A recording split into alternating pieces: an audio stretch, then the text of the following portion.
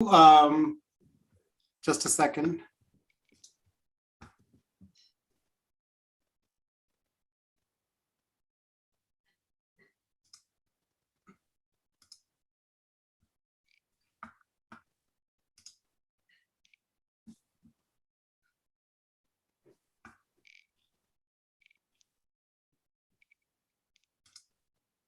Okay, we're good to go.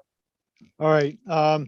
Weiling is an assistant professor of finance at the DeMoore McKim School of Business at Northeastern.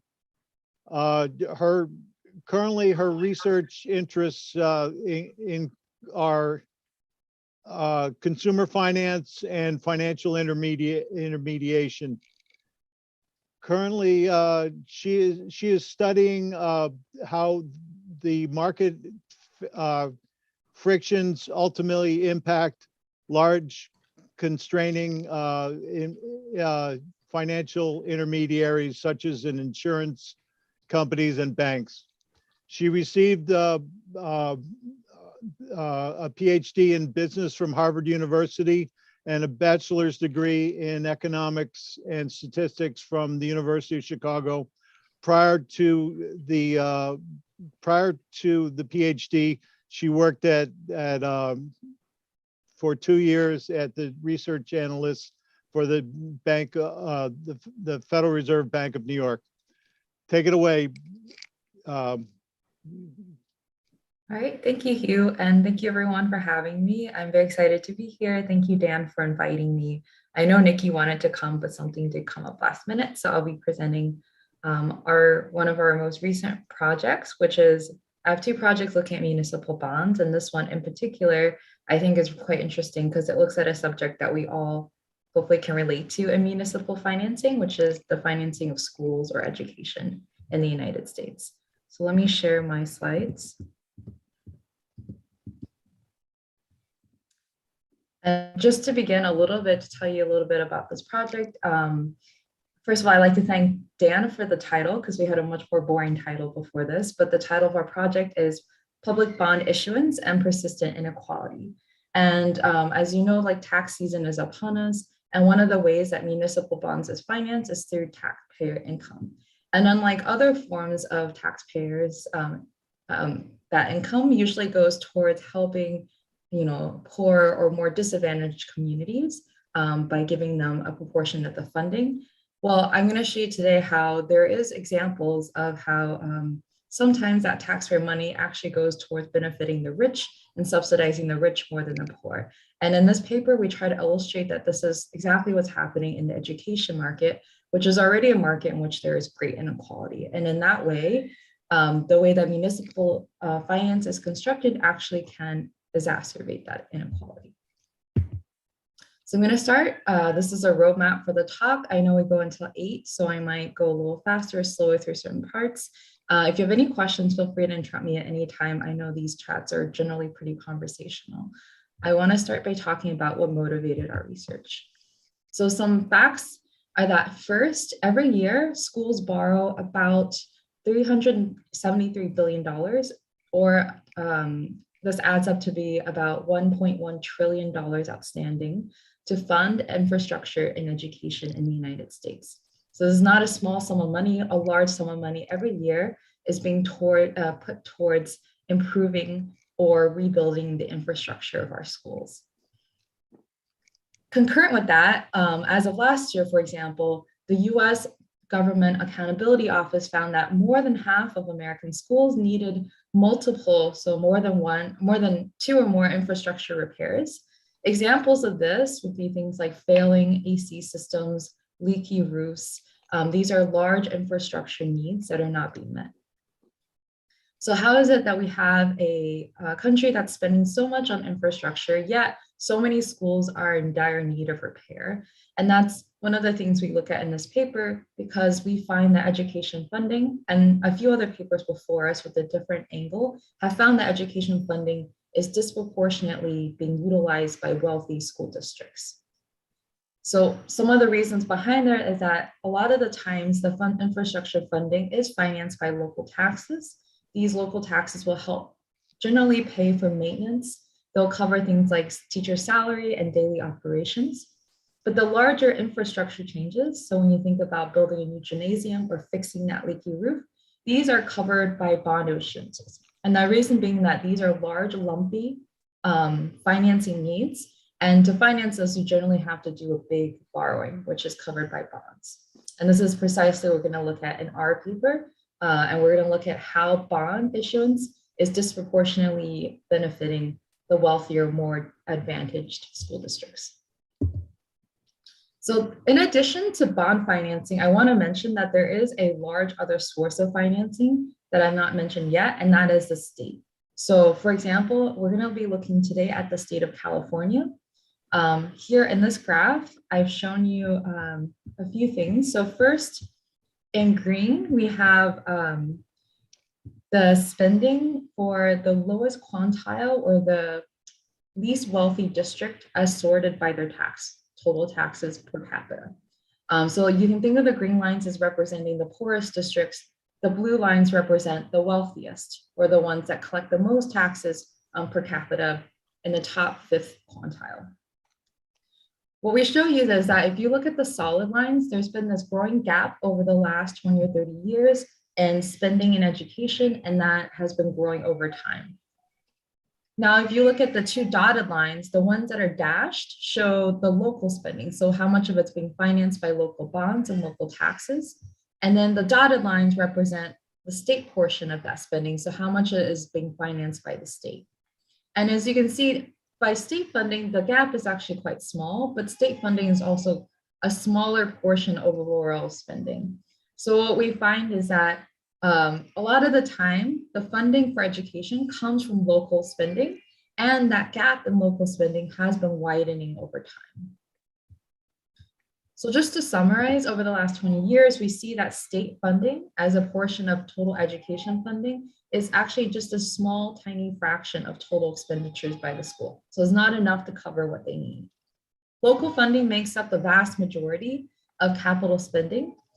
And the gap between the poorest and the richest school districts in this area has just grown over our sample.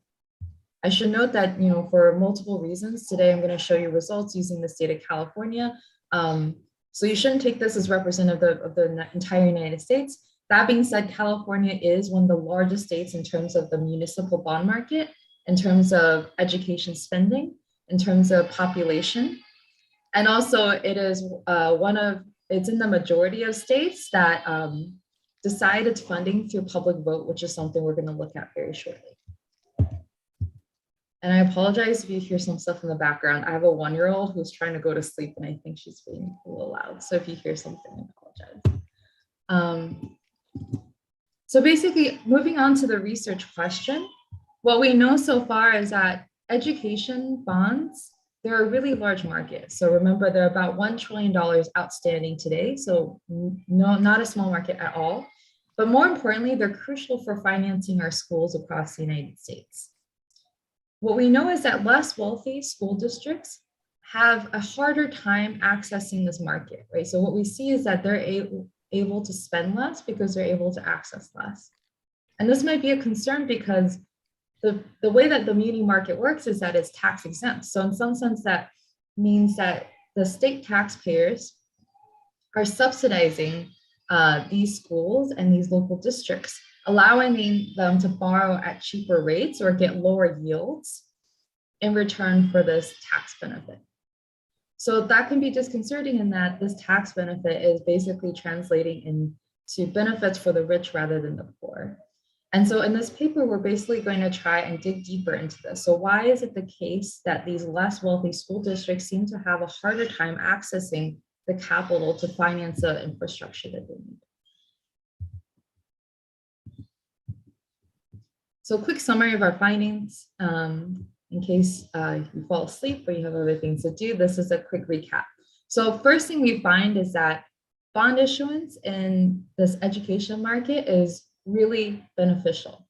So it leads to some tangible benefits for the school district. When they pass a bond, we find it leads to higher standardized test scores, and home prices in the area tend to rise.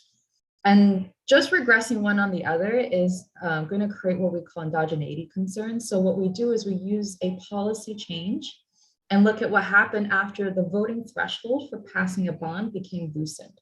So we found that when the state of California loosened or lowered the voting threshold for passing a bond, districts were more easily able to borrow.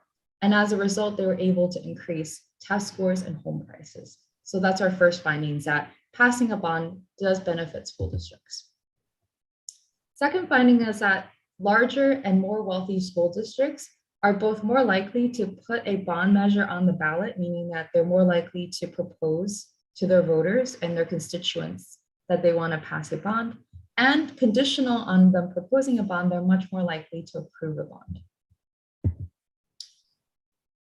Third finding is that the less wealthy districts, even after they've gotten approval to pass a bond, we find that they have to offer higher yields. And this is controlling for all observable characteristics. We control for maturity, coupon rate, we control for credit rating.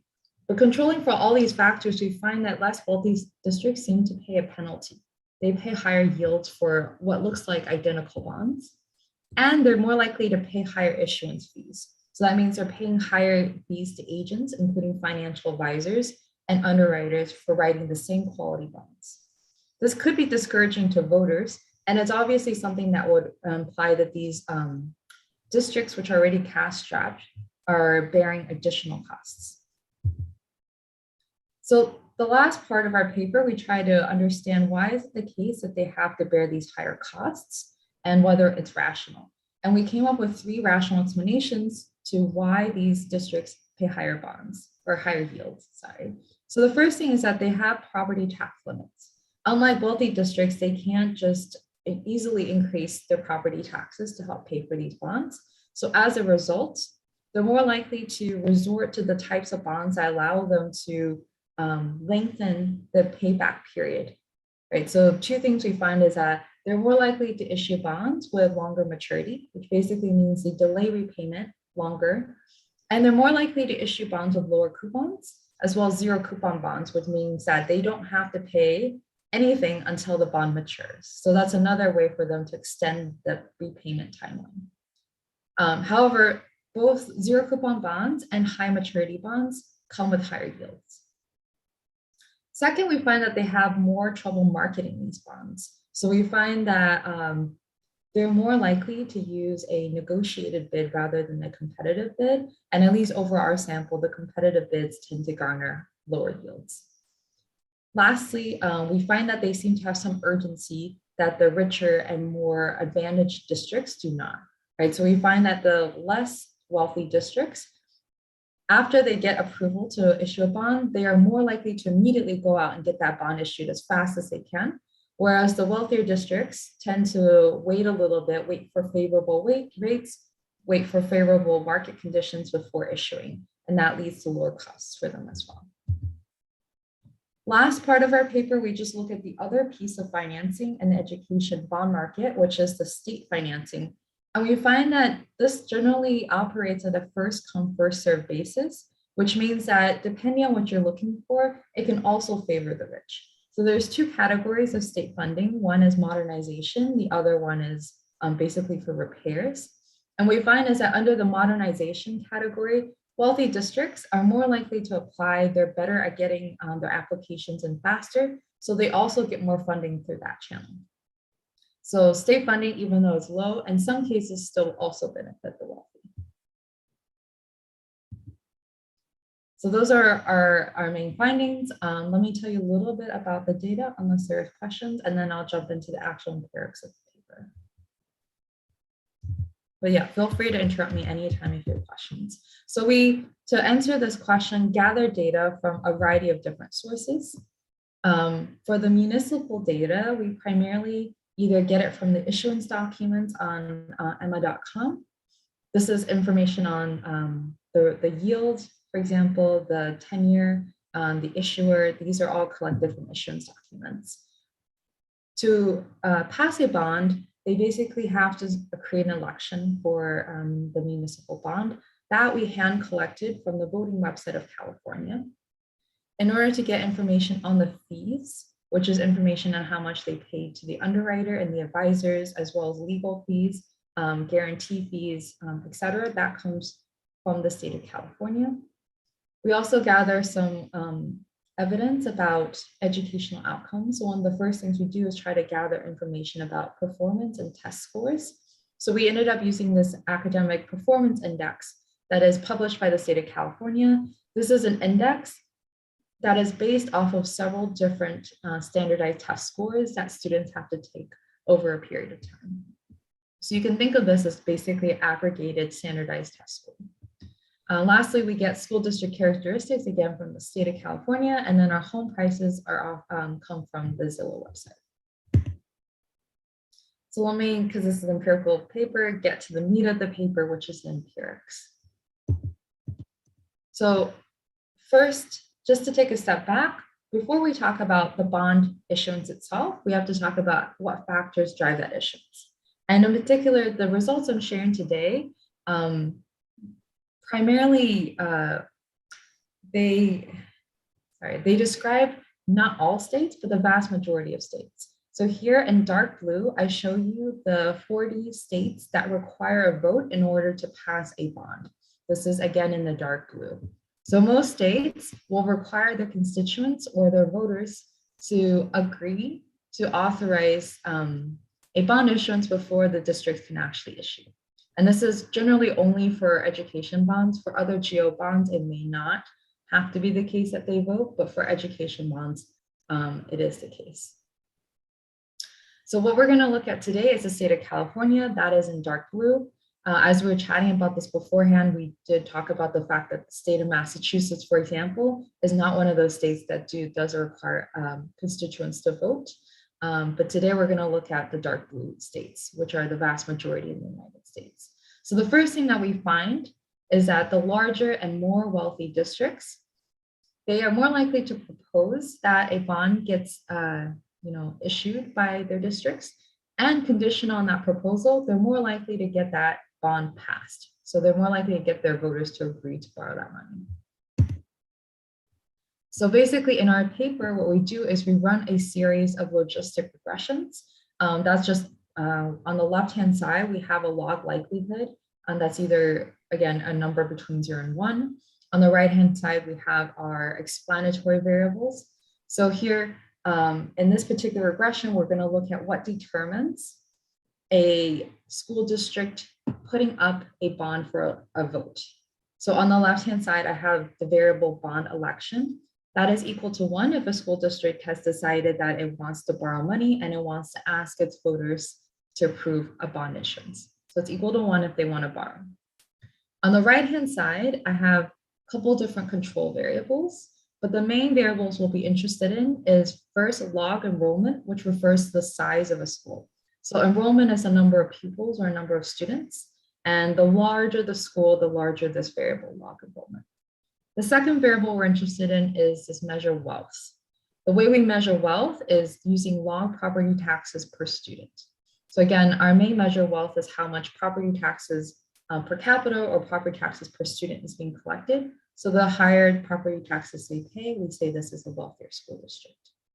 Lastly, we're going to control for a number of other characteristics, which is summarized by this X variable.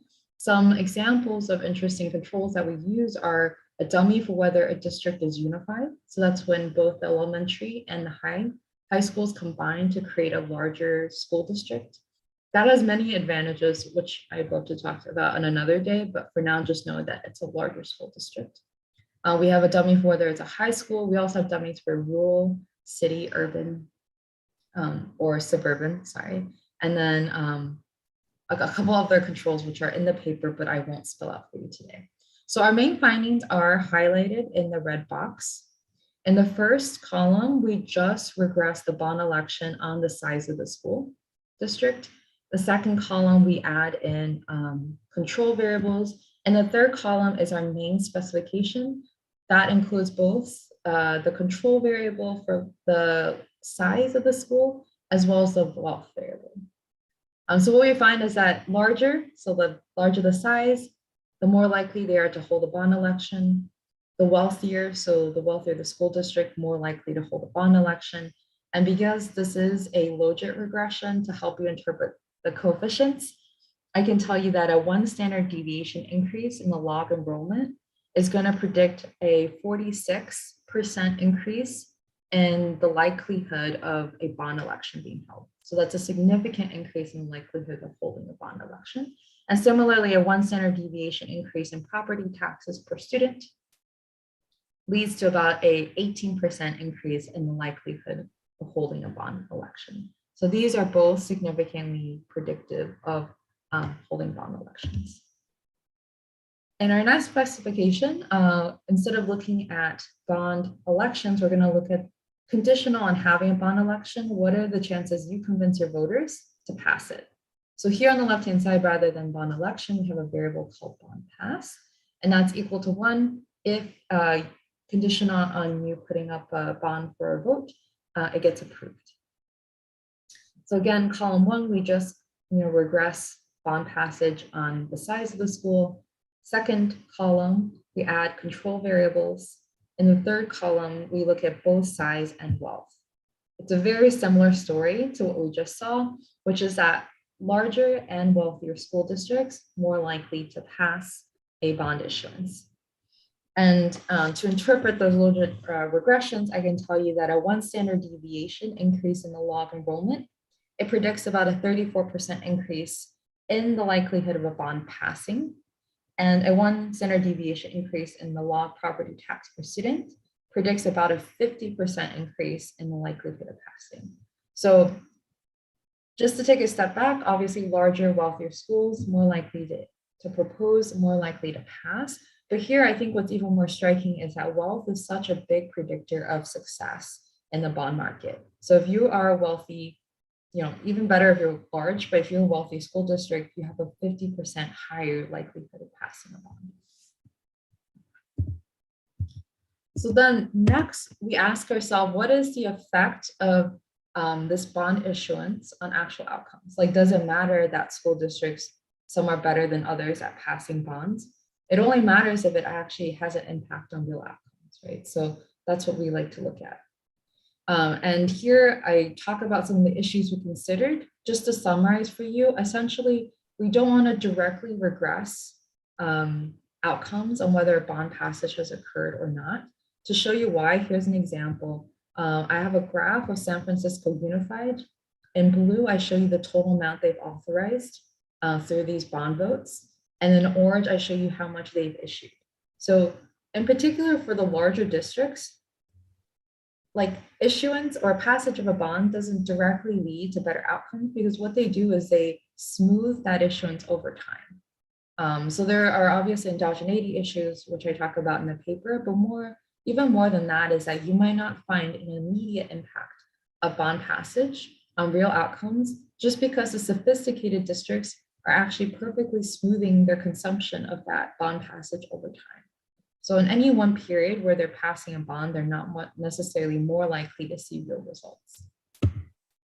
So what we're going to do instead is look at a big change that occurred in this market that essentially loosened the credit constraints of these districts.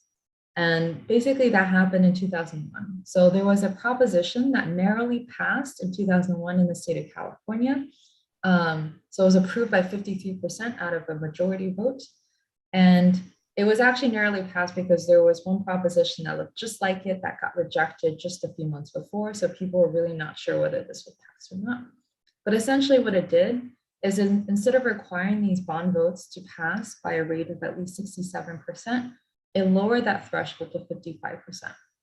And if you don't think that's very much, lowering it by 10%, I can tell you that about a third of all bond measures got rejected because historically they fall in between the 55 and the 67% threshold. So that means that when they drop this threshold, if you base it on historical outcomes, it would allow almost a third more bonds to pass. And so what it did was it dramatically shifted the way in which school districts can borrow because now with the same voting outcomes, they were able to pass more bonds. So we compare what happens to educational outcomes before and after this law, which essentially loosened the constraints for school districts. So once again, this is the key regulatory change, which happened in year 2001. And then here in the blue bar, I show you the number of bonds that pass. In the orange bar, I show you the total number of bonds that fail. So as you can see, after 2001, there's a dramatic rise in the number of bonds that pass. And I'm also going to statistically show you this. So first glance, we see the number of bonds passing has indeed spiked up since 2001. We can statistically test this, right? So we can regress the chances of having a bond election like we did in the previous table, or the chances of a bond passing, again, on things like log enrollment and wealth. But here we're also going to put in a dummy variable equal to 1 if it was after 2001, meaning that it was after this regulatory change. And what we find is that this regulatory change didn't change the likelihood that a school district is going to propose a vote. So it wasn't like they loosened restrictions and everyone suddenly wanted to put more bonds on the election ballot. But what it did change is the likelihood of a bond passing. It significantly affected the chances that once you put a bond on the ballot, it was going to be approved by your voters. So then establishing the fact that this policy affected the outcomes of these bond elections, let's now look at what are the real effects of having that bond passed after this regulatory change. So here, just to start with a very simple outcome, which is how much did they actually spend? We regress the capital spending per student on a number of different variables. So the most important one you want to look at is this interaction between the passage of a bond with this post-regulatory change dummy. And the columns 1 through 7 correspond to the outcomes 1 to 7 years after the bond passage, because when we look at outcomes, it may not happen right away. It may take several years before they spend the money that they were approved to spend. So just to summarize our finding in this first table, starting with column 1, we find that starting as soon as 1 year after this bond measure is passed, after the loosening of the constraints, we find that it has a significant and positive effect on the amount that schools actually spend. So first check is there that when they pass these bonds, they actually do spend more money on their students. It happens for the first 1 to 4 years. After 4 years, that effect seems to die away. So 4 years after they're able to pass a bond, they're not spending more money per student. But for the first 4 years, significant and positive spending increase. Second thing that we want to look at is another really interesting real outcome, and that's test scores. So we look at what is the effect of a bond passing on the average student's test score over time. And because we also control for test scores historically, what we're looking at is the improvement in test scores over time. So here what we find is that when a bond is passed after the loosening of these constraints, it leads to higher test scores 1 year, 2 year, and 5 years after the bond gets passed. And it's statistically significant at the 1% to 5% levels. And then the last thing we looked at is that based on some past literature that have studied education, people have argued that if it actually leads to better educational outcomes and better school districts, that is a big factor in home prices, right? So when schools improve, we expect the home prices in that area to also improve as a reflection of the value. So here we're looking at whether home prices or log home price in that area increased after the passage of a bond.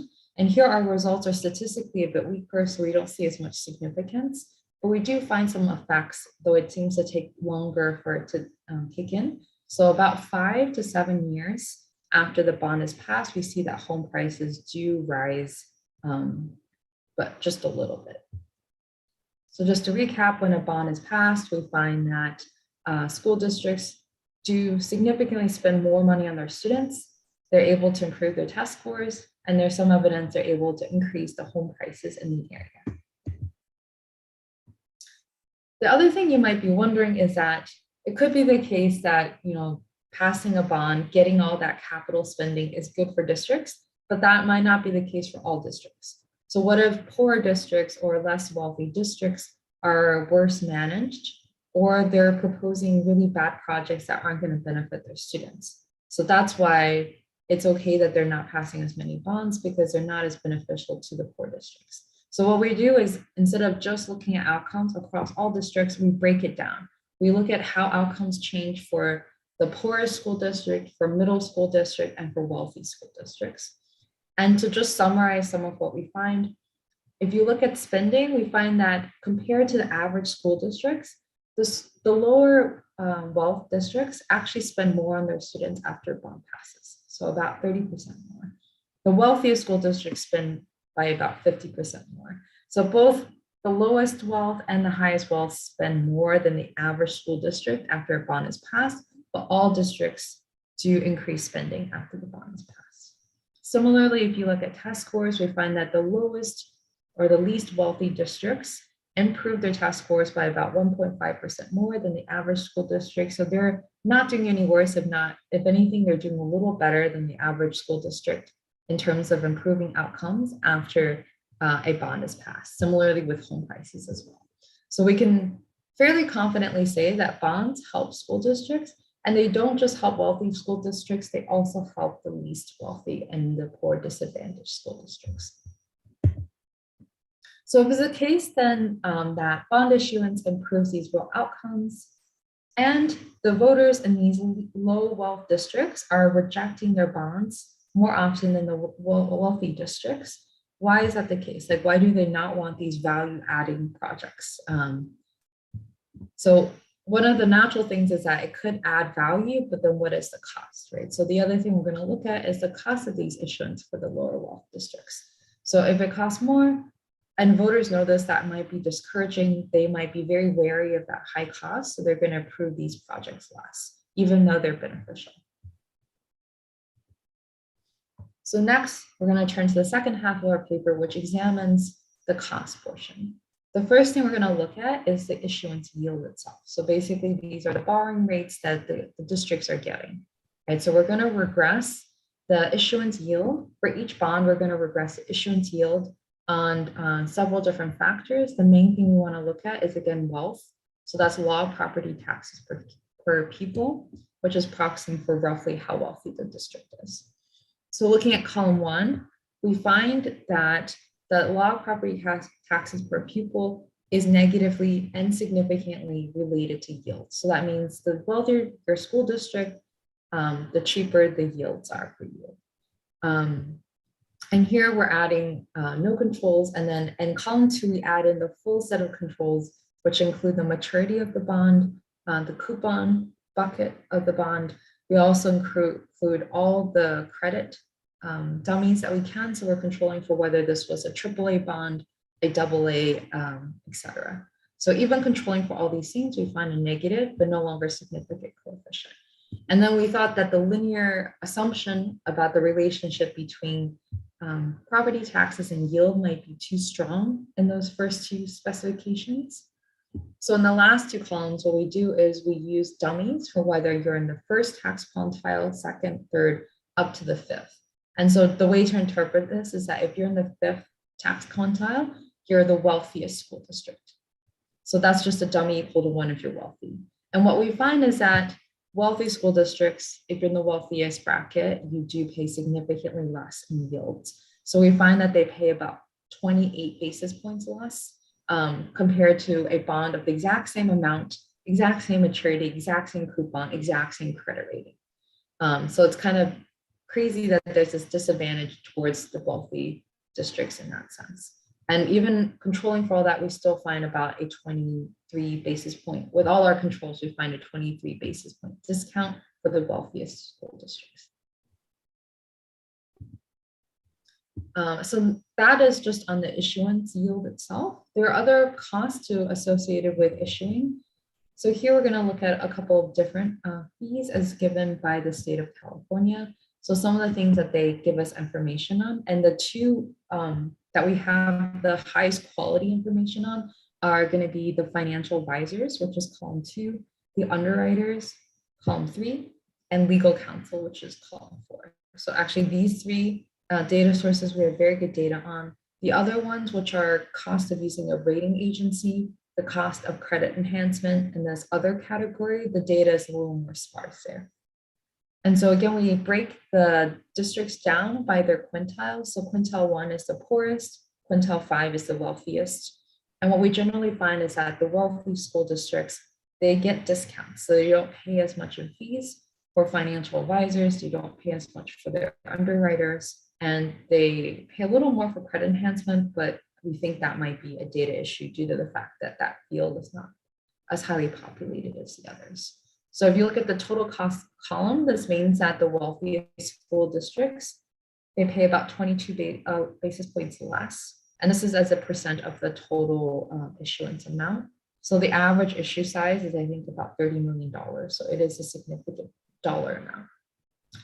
Similarly, they pay about 18 basis points less for financial advisors, and 9 basis points less for the underwriter.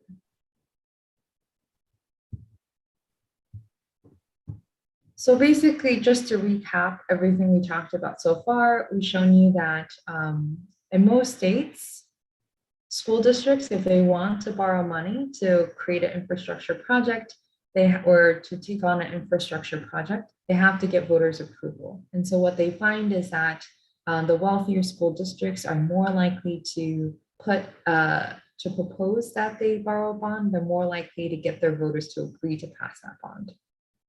We find that this is a problem because passing a bond is actually very beneficial for educational outcomes, right? And we know there's a big disparity in educational outcomes across the United States already. And so having these capital constraints might be furthering that inequality. We think that the driver behind this is primarily the high costs that are being borne by these less wealthy districts. We find that they pay more for issuance yields and they pay more to the different agents associated with issuance. Now, we look at several other factors or constraints that might hit the poor districts especially hard, and we propose 3 different constraints. The first one is a property tax constraint, meaning that municipal bonds are primarily repaid through property taxes, as we all know. So if you just simply cannot raise taxes on your constituents because they're not wealthy enough, you have to basically offset it by having a specific bond structure. And in particular, the less wealthy districts will choose bond structures that cost more, unfortunately. So one example of this is a capital appreciation bond or a zero coupon bond. So that delays repayment, meaning that you don't have to pay taxes for as long as the bond is outstanding, but it costs more, right? You pay higher interest expenses. Similarly, with longer maturity bonds, you delay that repayment, but at the cost of higher interest. And this is quite interesting because actually today, the state of California has had so much trouble with these zero coupon bonds in hindsight. Obviously, ex post vision is 2020, but they found that it was so bad for these schools that they basically outlawed them.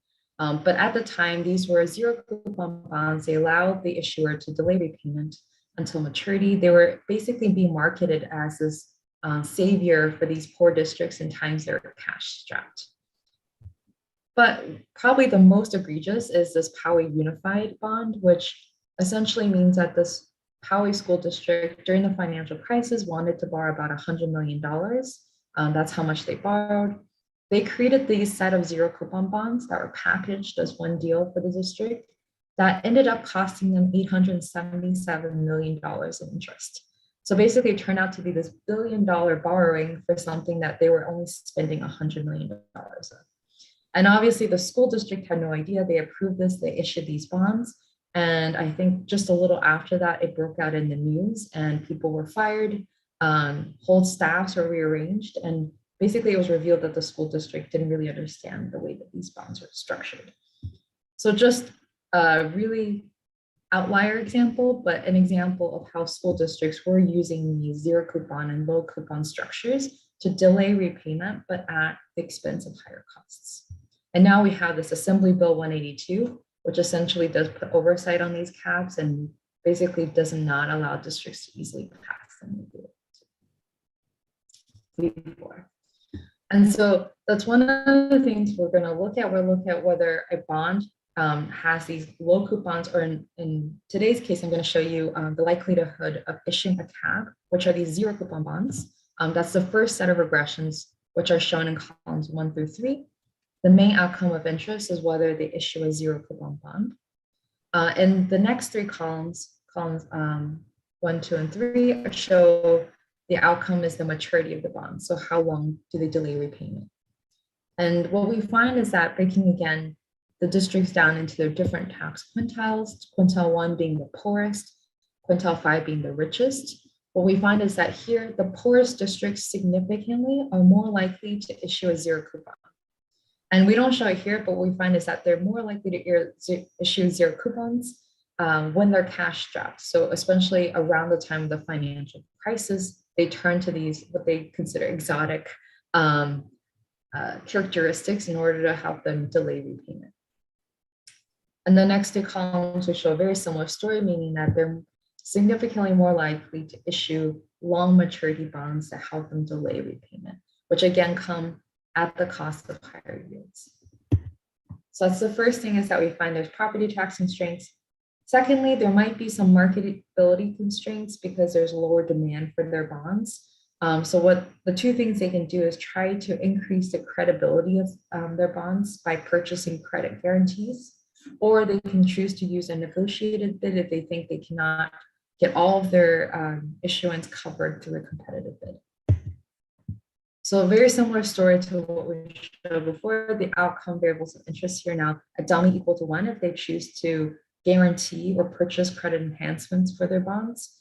And the next 3 columns, the outcome variable is a delta equal to 1 if they're using a negotiated bid.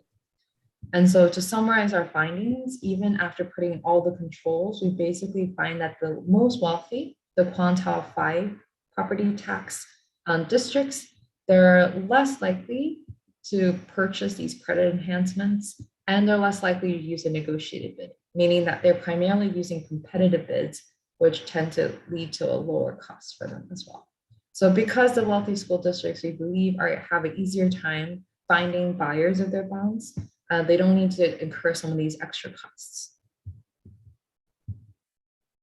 And the last piece of this is that the timing itself works against the poor districts. So in one of the previous papers that were written on the subject, they found that these poor districts are essentially requiring the borrowing to help them do very urgent repairs. So like they actually have asbestos in the roof, they actually have leaky AC systems that don't work. Whereas the wealthy school districts, they're using this capital to do enhancements to their school. So they're using it to buy iPads for their students and install new technology and big screens. So they don't need these repairs as urgently as the poor districts. But needing money urgently also leads you to perhaps get worse rates, right? You can't wait around for a better rate. You can't wait to find all the right buyers before you market your bonds. So urgency can also translate into higher costs. So here what we do is we look at a couple of different outcome variables that measure urgency. The first one we look at is the time to issue. So after your bond gets approved, how long does it take you to turn around and then try and issue that bond? For wealthy districts, as I showed you with San Francisco Unified, sometimes they get a bond passed, but they don't issue or spend that money for years after it's been passed. So we look at how long it takes between passage and actual spending. And then we see when they spend, how much of the authorized amount do they spend at once? So in the first 2 columns, we look at how long it takes them to spend that money. Second set of 3 columns refers to how much of that money do they spend at once. And so to summarize our results, we find that if you look at the column with the most number of controls, which is our most conservative estimate, we find that the wealthiest school districts, they take their time, they wait for favorable conditions, they don't spend all their money at once. And then if you look at the proportional authorized amount, we find that the wealthier school districts, they don't spend it all at once, they spend a smaller portion, whereas the poorest districts, they tend to spend a big chunk of that money all at once because they need it urgently. So just to summarize, the last set of results, this essentially means that we propose 3 reasons for why the poor districts cost so much more to issue their bonds. They basically do this because 1, they can't raise their property taxes physically, so they have to resort to more expensive bond structures. Secondly, is that they have a harder time marketing their bonds, and they need to pay for extras like credit enhancements. They need to do guaranteed structured bids. Lastly, we find that they're more urgently needing that money, so they might not be able to wait for favorable conditions or lower rates before issuance. So that's the main summary of our paper. In this last little bit, I just want to conclude by talking about the last portion of infrastructure spending in the education market, which is the state. So this whole discussion does not need to be had if it's a case that the state actually, steps in and helps these disadvantaged school districts. So in this section, we're going to look at state spending. First, we know it's not enough, but even just assuming that's okay, let's look at how the state has been spending its money. We look at whether state spending tends to go towards richer or poor districts. So in the first two columns, we look at overall state spending, and it seems to be fairly evenly spread across the districts with maybe a little more emphasis on the poor districts. And the next two columns, we look at one of two categories for which the state gives out money. The first category is called new construction or construction funding. The second column is called modernization funding. So you can think of this as sort of like what I talked about before, where new construction is for those urgent repairs. Modernization is more for the enhancements of the school. And the state actually has separate pots of money for these two categories. So if you look at new construction, what we find is that it does tend to go toward less wealthy, so the tax quintile 1, and less likely to go towards the wealthy, which is quintile 5. But if you look at the modernization piece, it's actually disproportionately also going towards these wealthy districts. So if you're looking to enhance your school, that pot of money is going towards the wealthy. And I'm happy to talk about more, but we have some evidence that these wealthy school districts are really good at getting agents that help them apply. They're really good at gaming the system so that they get the pot of money faster. So to conclude, and it's 8, so I think I'm right on time. We, in this paper, try to link inequality in educational outcomes to a fairly understudied subject, which is infrastructure funding that is given to education through the municipal bond market. We essentially find that there are some high costs of borrowing driven by 3 things: tax constraints, marketability, and urgency that fines for the less wealthy districts, and they could be an understudied driver of disparity across the United States. We find that not only are the wealthier districts able to secure funding more easily for their education projects, but they, conditional on getting that funding, they're able to issue that funding more cheaply, right? And this is a subsidized market that's being subsidized by taxpayers' money. So this is a subsidy for the wealthy. And this might not be the efficient use of taxpayer money if at the end of the day, we wanted to mitigate inequality or conversely just promote more educational equality. And that's all I have. Thank you.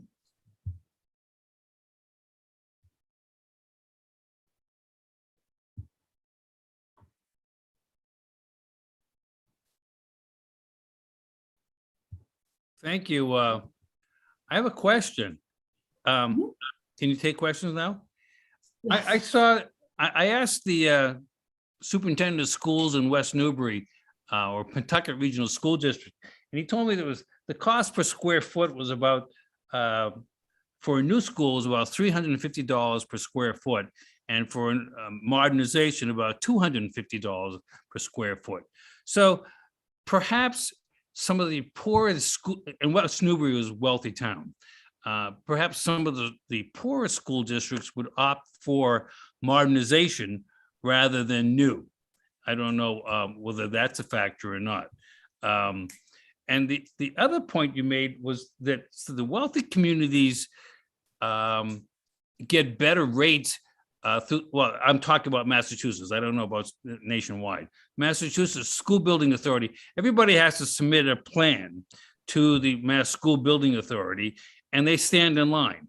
And it could be, as I said, 4 to 5 years before they get approval, because they have, the state borrows funds in the marketplace and then they issue to the cities and towns. So maybe they need bond counsel or something like that to help them through this process. Maybe they need your expertise or something like that to help them through the process. But it's available. It's a lengthy process, but it's there. Right, so I agree. I think on your first point, when they say new construction, I think what they're referring to there is, so whenever they're needing repairs, that's still considered under new construction. Like they would apply through that. There's only modernization, which is for technological improvement, and then there's the new construction. So the name is misleading, but any sort of repair would fall under that category if they were doing construction. Or upgrade, I mean, like, or modernization would be an upgrade of the existing walls. I see. And Yeah, we then- can definitely check into that. But we do know that if it's a case they're applying for modernization, they're not getting those grants, like as well as much as the wealthy districts. Okay.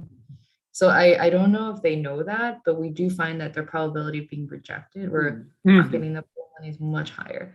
And then just the second point is that we're looking into that right now with this project. We're trying to compare across states that have these authorities that guide them and the states that don't have the authority. So there's about 10 states, including Massachusetts, where this is available to you at the state level. It's a little tricky to compare like some of these southern states to northern, like there's very different things across states, but we want to say something about whether there's benefits to having that resource available to you, some sort of guidance. Yeah, thank you.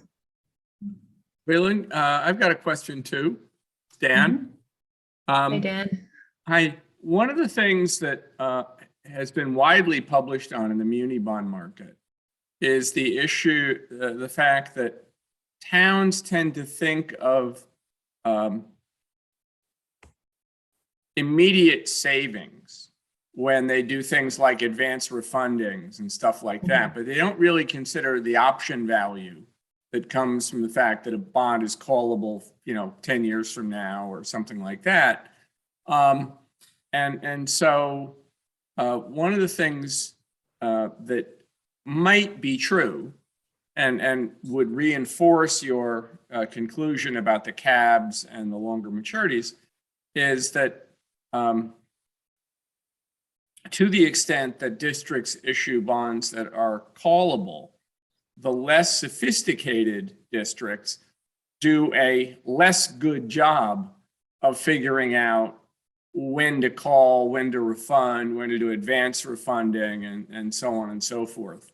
There's a fairly extensive literature on that in the muni world these days that towns are pretty bad at it. And there's been a lot of arguments with like the MSRB and various people saying you've got to educate municipal treasurers on like option value instead of just the current year interest cost. And I'm just wondering if you think that might have something to do with your result. Yeah, no, it's funny you mentioned that because I mentioned I have 2 projects in municipal bonds. My other one is actually looking at the probability of a municipal calling their bonds conditional on them having a callable feature. This is joint with a professor HBS and someone at Notre Dame. We're actually about to submit it for our first journal. And one of our reviewers on this paper is Francis Longstaff, who wrote the original like advanced refunding paper. So his stuff is all about advanced refunding. We look at the actual after the refunding date, whether they actually choose to exercise that call option or not. And what we find is that most school districts, or 30% of them, do not, even though the rates have become favorable. And we do exactly, as you say, tie it to sophistication of the district. Yeah, And for that project we talked to. Yeah, I mean, one It's like person you might want to talk to if you haven't yet is Andrew Calate, who's kind of like this. I have. Okay. We talked to him so many times. Yes. Andy's a good friend. He does not like our paper, mine, but so yes. I was just going to point that out. But Andy's like a lot of the nuances of this stuff he knows better than anybody, at least in my view. So I would, if you haven't sent him that paper, you should. Yeah, he's not only went through it, but we actually had to pull up specific bonds and talk him through like our thought process. And yeah, no, I had breakfast at his house about a week ago, so I know him very, very well. I don't know if he likes our paper, but we've definitely gone through the details with him on it. Okay, good.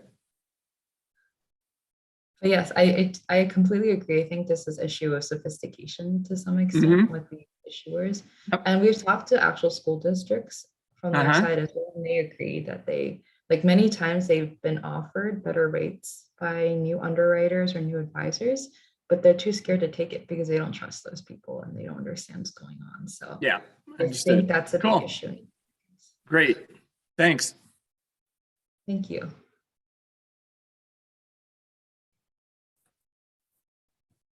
Any more questions? Yeah, my town just went through a vote. You probably, I don't know if you did vote, Hugh, Hardy and Honeywell, they're going through upgrades. So there was a vote to see if how many people would approve it, and it went through.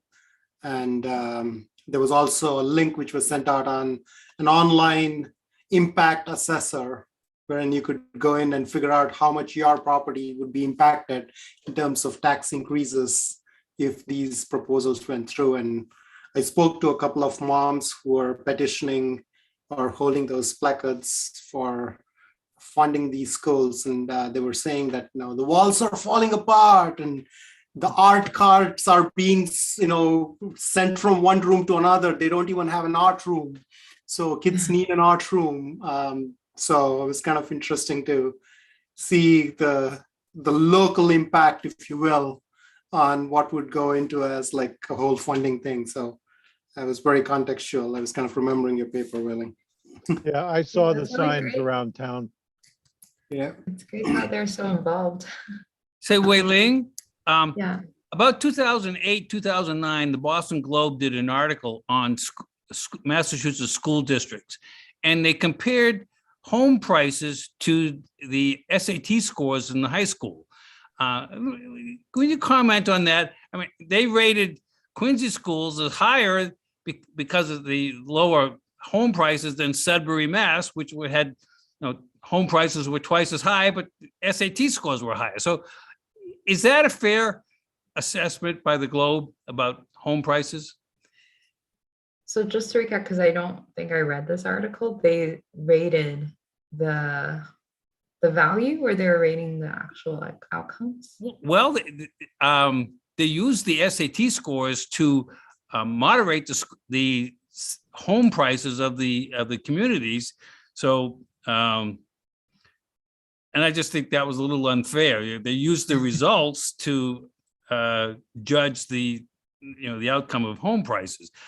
But it's interesting that you and they and a lot of people are now associating home prices or home values, as predicated by school performance, which I think is good. It depends. I think you do bring up some of the nuances we want to improve on with this paper, which is that it depends on the district. There are some districts that are well known, like in the area, like I think a lot of my colleagues with kids go to Lexington, or I think Newton is good. There's areas known for good school districts, and so prices reflect that.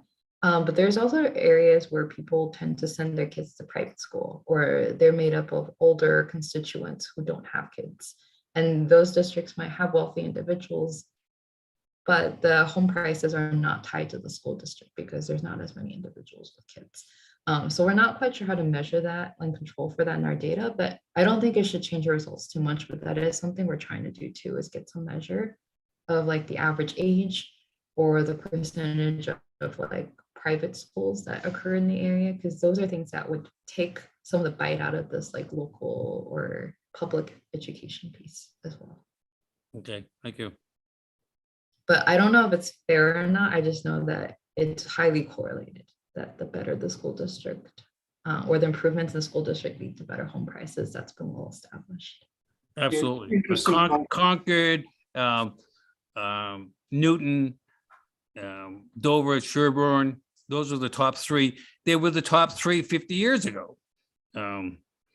When I was But there. the prices keep rising, right? Oh, very much. Yeah. Yeah, they don't drop. Yeah. No. It'd be interesting to see, in addition to correlation analysis, doing a causal analysis on what's causing what, especially with so many factors. And it would be interesting to see I don't know if there's rich time series data available, wherein, certain districts have transitioned from, with respect to the school profile going up, the property price is also kind of increasing. So it would be interesting to kind of do, do some causal maps and figure out if there was an interesting analysis out there. Yeah, unfortunately, the education data is a little short for that. It would have been nice to do some trace like bars or something with that. I think it's a bit short. That's why we try to use this policy change, because that was like a sharp discontinuity, and we try to look at what happened after that, controlling for everything. If there was better quality education, the other problem is that we do have education data going further back. But for example, the state of California has totally changed the way that it scores things. Uses different tests, like it started in 2001, it changed again in 2003. So it's hard to find a consistent linear time series measure of education. Yeah. But I agree, like it's the best we have is that policy shock. But if we had some way of disentangling like what caused what, it would be great. Thanks.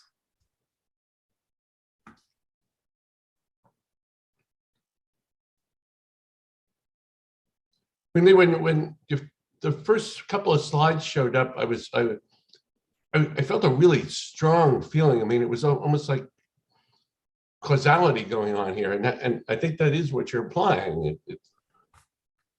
Yeah, so I think with that policy shock, I think what we're able to say is that, at least in California, when things unexpectedly suddenly lower the threshold for voting, we do see that people pass more bonds, and right around that time, we see them like improving their outcomes pretty dramatically. So I think with that, we say fairly confidently that there is real outcomes associated with these bond passages. And then as for whether better, like these poor school districts or the richer school districts have a better time passing, I think that's not a causality. That's just something we can state as a fact, which is that the poor districts have trouble passing. Well, a fact There is a causality. There is a causality. I mean, a fact is a fact. You know, what is a fact?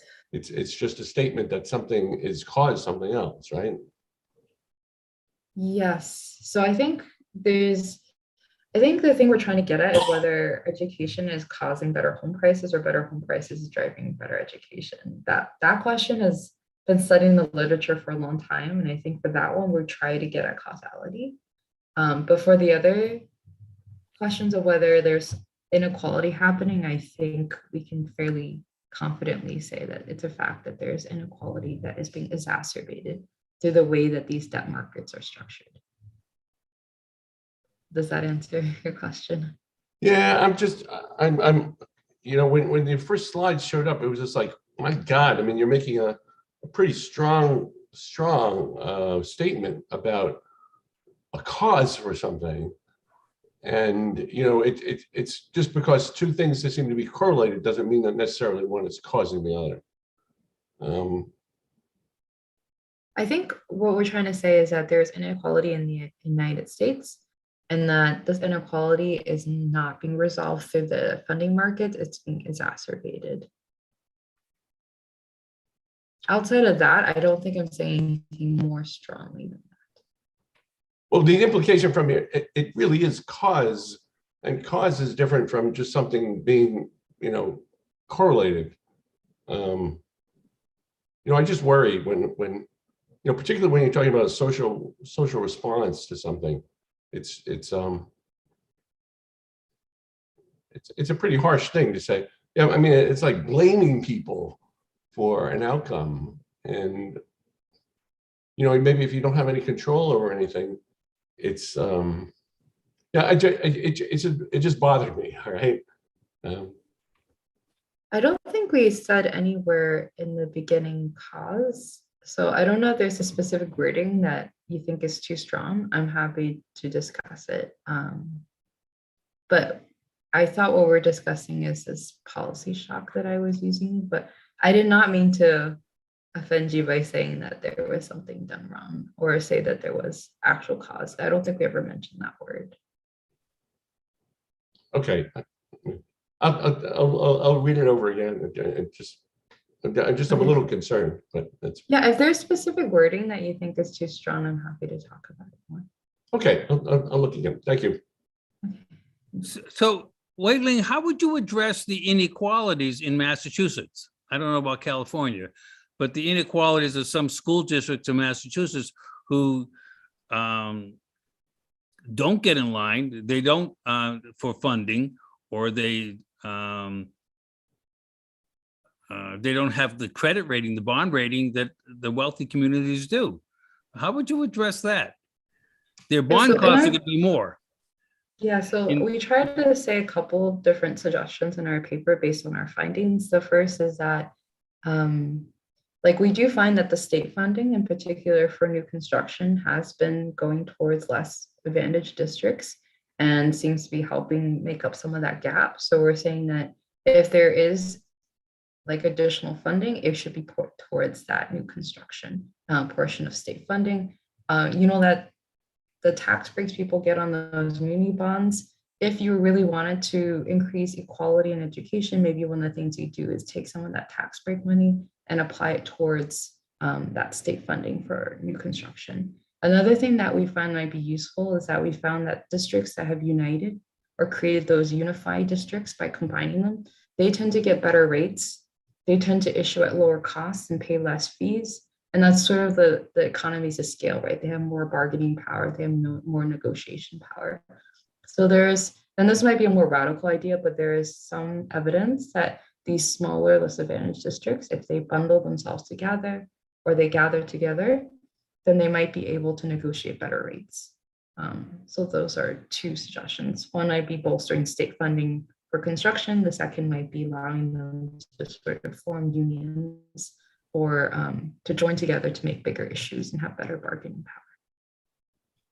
What I found was like in Pentucket Regional School District, that's exactly what they did. They had 3 towns, Groveland, West Newbury, and Merrimack, combined so they could get reduced costs for the school district. And there are other ones, Concord, Carlisle, those sort of things. But what I found dismaying or disappointing is that places like Lowell, Fall River, New Bedford, half of their budgets, the city budgets, are funded by state aid, and all of it goes to education, the rest of their budget. So if there's an increase in, and they are limited by law as to how much they can raise in taxes, they just don't have a tax base in Lowell or places of that sort. They don't have taxable properties that they can build schools. That's some of the problem. It's their property base is low. They just can't raise funding. Yeah, so for those extremely poor districts that can't even have the tax base to raise funding, then that's tough, right? Like there we don't take a stand on whether we think the state should step in or not.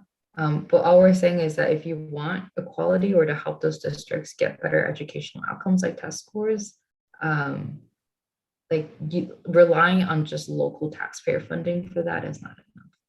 No, it's not. Right? So It's not it's gonna just work. not enough. I think that's all we're pointing out. It's not like we're saying you have to use state funding, but if that's what you want, then the local funding is just not enough. That's right. And I think there's some ways they can help themselves a little bit, like you mentioned, is to bundle or to join with other towns to see if they can negotiate better rates. But if they don't have the tax base, then there's no other way around it besides that state pot of funding. And it does vary by state as well. I think Massachusetts has a pretty stable state funding. California's has almost all dried up. Like state funding since 2001 has just become minuscule. And that's because the voters at the state level has disapproved every state bond that's come their way, basically since 2001. So it depends on the state. And that's also kind of iffy too, right? Like it depends on which state you live in, whether your local region determines how good of a education you get. But I think that's outside the scope of our paper. We don't take a stand on whether that's good or bad, but I think what we're saying is if you want to promote higher equality, it's not enough. Okay, thank you.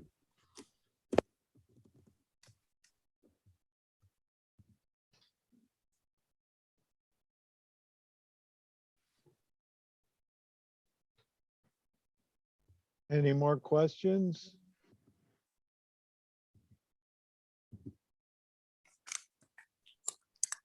All right. Well, I want to thank Weiling for a very interesting talk. Thank you. Thank you for having me. Yes, anytime, Also learned a lot. Sorry, what? anytime. Thank you. And also, I don't know if my email was shared, but any other feedback or comments you guys think of, I would love to hear it. This paper is in an early stage, so we're welcome to all feedback, and we'll probably be revising it a few more times before we submit. So this is a good time to be giving us their comments. All right, good. Well, thank you very much. Thanks so much. Again. Thank you.